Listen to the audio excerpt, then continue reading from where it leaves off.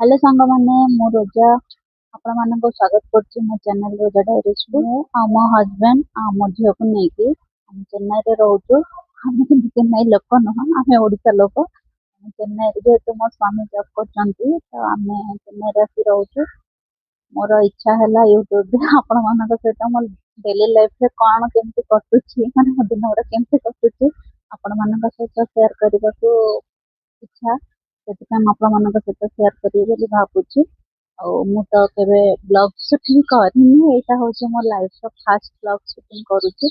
ଯଦି ବି ମୋ ଦ୍ୱାରା କିଛି ଭୁଲ ହେଇଥିବ ତ ଆପଣମାନେ ପ୍ଲିଜ ମତେ କ୍ଷମା କରିବେ।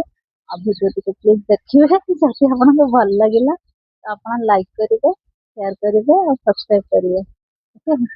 ଆଉ ଏବେ ତ ସନ୍ଧ୍ୟା 6ଟା ହେଲା।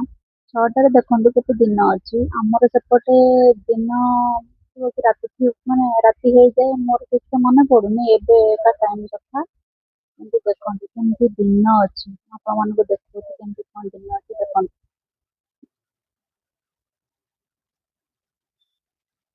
ଦେଖିଲେ କେମିତି ଦିନ ଅଛି। ଆଉ 6ଟା ବାଜିଲା, ଝିଅ ଏବେ ଶୋଇଛି ତଳେ, ତାକୁ ଯାଉଛି ଉଠେଇବି। ତାକୁ ଉଠେଇକି କଣ ଟିକେ ଖାଇବାକୁ ଦେବି। ଖାଇବାକୁ ଦେଇ ସାରିଲା ପରେ ତାକୁ ନେଇକି ମୁଁ ପାର୍କ ଯିବି। କଣ ହଉଛି କଣ ନାହିଁ ସେଠି ମୁଁ ଆପଣଙ୍କ ସହିତ ସେୟାର କରୁଛି।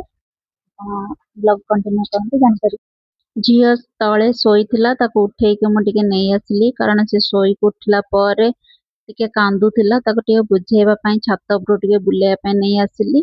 ଆଉ ତା ପାଇଁ ମୁଁ ଟିକେ ସୁଜି କ୍ଷୀରି ବନେଇଥିଲି, ତାକୁ ଧରିକି ନେଇ ଆସିଛି। ଆଉ ତାକୁ ଏଠି ମୁଁ ବୁଲେଇକି ଖୁଆଉଛି। ଆଉ ତା ଫେସ ରେ କଣ ଟିକେ ଲାଗିଥିଲା ତ ମୁଁ ତାକୁ ଟିକେ ପୋଛି ଦଉଥିଲି। ଆଉ ଇଏ ଏଠି ଛାତ ଉପରେ ଥିଲେ ତ ମୁଁ ଆଙ୍କ ସହିତ ଟିକେ ଟିକେ ମଝିରେ ମଝିରେ ବି କଥା ହଉଥିଲି, ଡିସ୍କସନ କରୁଥିଲି ଯେ କେମିତି କଣ ହବ। ହଠାତ୍ କିନା ପାଗ ସାଙ୍ଗେ ସାଙ୍ଗେ ଚେଞ୍ଜ ହେଇଗଲା। ଆମେ ଘରୁ ପାର୍କ ଯିବା ପାଇଁ କି ବାହାରି ଯାଇଥିଲୁ। ଦେଖନ୍ତୁ ଯେହେତୁ ବର୍ଷା ଉଠେଇଥିଲା ତ ମାନେ କେତେ ସୁନ୍ଦର ଦେଖା ଯାଉଛି ଆକାଶ, ତା ସହିତ ଏଇ ଗଛ ପଛ କେତେ ଗ୍ରୀନରୀ ଦେଖା ଯାଉଛି।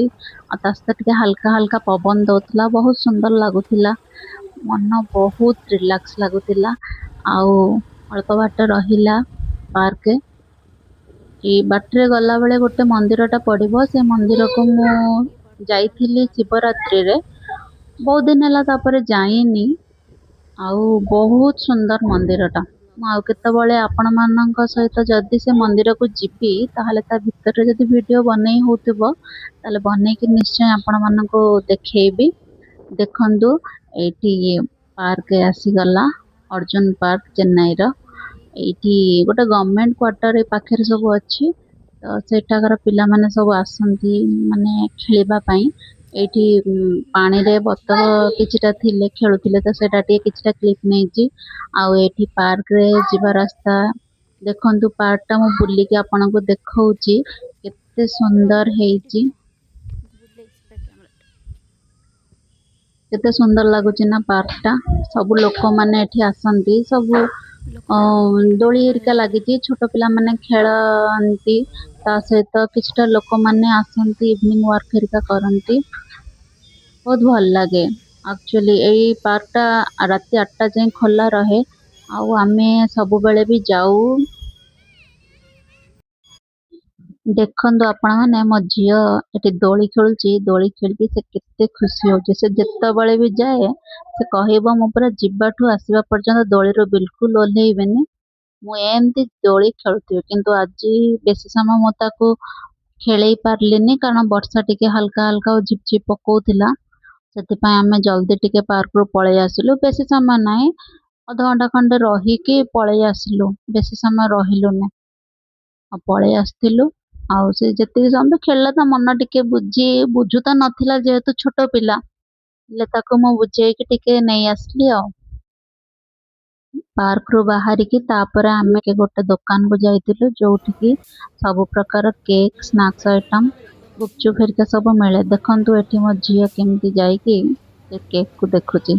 ସିଏ କେକ୍ କିଛି ଖାଇବନି, ଛୋଟ ପିଲା ଯେହେତୁ ତାକୁ ଏତେ ଖାଇବାକୁ ପସନ୍ଦ ଲାଗେନି। କିନ୍ତୁ ତାକୁ ଏମିତି ସବୁ ଦେଖିବାକୁ କାଚ ଭିତରେ ଯେହେତୁ ସେ ଥାଏ ବହୁତ ସୁନ୍ଦର ଦେଖାଯାଏ। ସେଥିପାଇଁ କି ସିଏ ଯେତେବେଳେ ବି ଯାଏ ତାକୁ ଏମିତି ସବୁବେଳେ ଦେଖୁଥାଏ। ଆଉ ଏଠି ମୁଁ ମୋ ପାଇଁ ଟିକେ ପାଣି ଗୁପଚୁପ, ଦହି ଗୁପଚୁପ ଆଉ ଟିକେ ସମୋସା ଚାଟ ମଗେଇଥିଲି। ଆଉ ତାକୁ ଖାଇଲି। ଟେଷ୍ଟ ବେଶୀ ଭଲ ନଥିଲା କି ବେଶୀ ଖରାପ ନଥିଲା କହିବିନି, ଆଭରେଜ ଥିଲା। ଯାହା ବି ହେଲେ ଏଠି ଆମ ଓଡିଶା ଭଳିଆ ତ ମିଳିବନି, ଯାହା ମିଳୁଛି ଖାଇଦବା କଥା ଆଉ କଣ କରିବା। ଆଉ ସେ ବହୁତ ଖୁସି, ମାନେ ତାକୁ ଏ ଯୋଉ କାଚ ଭିତରେ ଥାଏ କଲରଫୁଲ ଲାଗେ କେକ୍ ଫେକ୍ ଗୁରା, ତ ସେ ଯେତେବେଳେ ବି ଯାଏ ଦେଖେ। ଆଉ ସେଇ ଯୋଉ ଦୋକାନର ଓନର ଯିଏ ଯେତେବେଳେ ବି ସେ ଯାଏ, ମୁଁ ଆମେ ବିଲ୍ ପେମେଣ୍ଟ କରୁ ଖାଇଲା ପରେ, ତ ସେ ତାକୁ ସବୁବେଳେ ଗୋଟେ ଗୋଟେ ଲଲିପପ୍ ଦିଅନ୍ତି। ମୋ ଝିଅର ସେଠି ଆସିବାକୁ ବିଲକୁଲ ଇଚ୍ଛା ହିଁ ନାହିଁ, ହେଲେ ମୁଁ ତାକୁ ବାଧ୍ୟରେ ନେଇକି ଆସିଲି। ଆଉ ଏବେ ଆମେ ଘରକୁ ଯାଉଛୁ। ଯେତେ ବୁଲିକି ମାଇଣ୍ଡ ରିଲାକ୍ସ କଲେ ମଧ୍ୟ ଘର ଯେତେବେଳେ ପାଖେଇ ଆସେ, ପୁଣି ମୁଣ୍ଡରେ ବୋଝ ଆସିଯାଏ ଯେ ଘରକୁ ଗଲେ ପୁଣି ଯାହା ବାକି ସବୁ କାମ ଅଛି ତାକୁ ପୁଣି ସବୁ କରିବାକୁ ପଡିବ। ହେଲେ କଣ କରିବ, କର୍ମମୟ ଜୀବନ ମାନେ ତ କରିବାକୁ ପଡିବ। ତାପରେ ଯାଇଥିଲୁ, ଆସିକି ପହଞ୍ଚିଗଲୁ। ଦେଖନ୍ତୁ, ମୋ ଝିଅ ପାଇଁ ମତେ ଆଇସ୍କ୍ରିମ ଆଣିଛି। ମୋ ଝିଅ ଖାଉଛି, କେମିତି ଖାଉଛି, କଣ ଆଉ କରିବା, ଏତେ ସାରା କାମ ଅଛି, କରିବାକୁ ତ ପଡିବ। ଦେଖନ୍ତୁ, ବ୍ୟାକ୍ କ୍ୟାମେରାରେ ଦେଖଉଛି ମୋ ଝିଅ ଘର ଦ୍ୱାରକୁ କେମିତି କରିବ। ଦେଖନ୍ତୁ, ଏମିତି ପକେଇକି ସବୁ ଏତେ ଅସନା ମସନା କରିଛି, ତାକୁ ମତେ ପୁଣି ସାଇଜ କରିବାକୁ ପଡିବ। ଆପଣଙ୍କୁ ଦେଖଉଛି, ରୋଷେଇ ସବୁ କରିକି ଅଧା ଯାଇଥିଲି, ଆଉ ଅଧା ଅଛି କରିବା ପାଇଁ। ଅଟା ଚକଟିକି ଯାଇଥିଲି, ତାକୁ ରୁଟି କରିବି। ତରକାରୀ ବନେଇ ଦେଇକି ଯାଇଥିଲି, ଚଣା ତରକାରୀ। ବାସନ ମେଞ୍ଚେ ପଡିଛି, ଆକୁ ପୁଣି ସଫା କରିବି। ବାସନ ମେଞ୍ଚେ ପଡିଛି, ତାକୁ ସଫା କରିବି। ବହୁତ ସାରା କାମ ରହିଲାଣି, କରିବାକୁ ପଡିବ। କାମ କରିକି ପୁଣି ଜଲ୍ଦି ଖାଇକି ଶୋଇଲେ ପୁଣି ସକାଳେ କାଲି ବହୁତ ସାରା କାମ ଅଛି। ଆଜିର ଦିନଟା ମୋର କିଛି ଏମିତି ଥିଲା। ଆଉ ଆପଣମାନଙ୍କୁ ଯଦି ବ୍ଲଗଟା ମୋର ଭଲ ଲାଗିଥିବ, ଲାଇକ୍ କରିବେ, ସେୟାର କରିବେ, ଆଉ ମୋ ଚ୍ୟାନେଲକୁ ସବସ୍କ୍ରାଇବ କରିବେ।